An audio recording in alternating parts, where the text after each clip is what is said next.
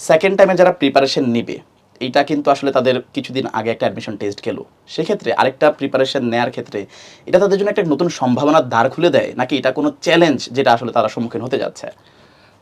ধন্যবাদ আতিক ভাই। নিশ্চয় চ্যালেঞ্জের মধ্য দিয়েই সম্ভাবনার মুখোমুখি আমরা হই, এবং সম্ভাবনাকে জয় করতে হলে চ্যালেঞ্জ নিতে হয়। তো আমরা যদি স্ট্র্যাটেজি দেখি বা গত বছরগুলো বা বিভিন্ন সময়ের যদি পরিক্রমা দেখি, বিগত সময়গুলোতে যে স্টুডেন্টগুলো ফার্স্ট টাইমে প্রিপারেশন নেয়, সেক্ষেত্রে তাদের টুকটাক কিছু সীমাবদ্ধতা, কোথাও ভুল ত্রুটি কিংবা কিছু কারণে হয়তো প্রথমবার চান্স পাওয়াটা তাদের ক্ষেত্রে হয়ে ওঠে না।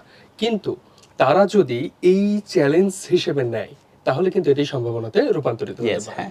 তো আমরা সেটা কিভাবে জানতে পারি?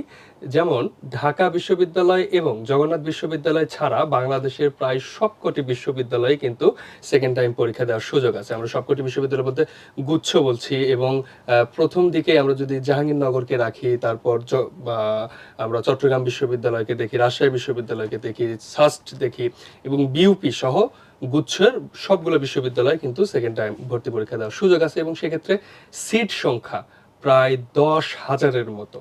তাই মানে এটাকে আমি কোনোভাবেই ব্যর্থতার কথা বলতে চাই না, বরং এখানে যদি আমি চ্যালেঞ্জ নিতে পারি, তাহলে কিন্তু সম্ভাবনাটা থাকছে। আরেকটি বিষয় যেটি, সেখানে কিন্তু আমরা মেডিকেলের সেকেন্ড টাইমের ক্ষেত্রে যেমন মার্ক কাটার বিষয়টা দেখি, এখানে কিন্তু চট্টগ্রাম বিশ্ববিদ্যালয় ছাড়া বাংলাদেশের অন্যান্য বিশ্ববিদ্যালয়গুলোতে কিন্তু সেটি হয় না। সেটিও কিন্তু গত বছরের সার্কুলার অনুযায়ী মাত্র 3 মার্ক কাটার যে বিষয়টি, সেটি কিন্তু আমরা খেয়াল করেছি। হ্যাঁ, তার মানে হচ্ছে আপনার মতে আমাদের এই সেকেন্ড টাইমের যে প্রিপারেশনটা আছে এটাকে জি। চ্যালেঞ্জ হিসেবে নিলে এটাই একটা সম্ভাবনা দ্বার আসলে রূপান্তরিত খুলে হতে দেয়। পারে।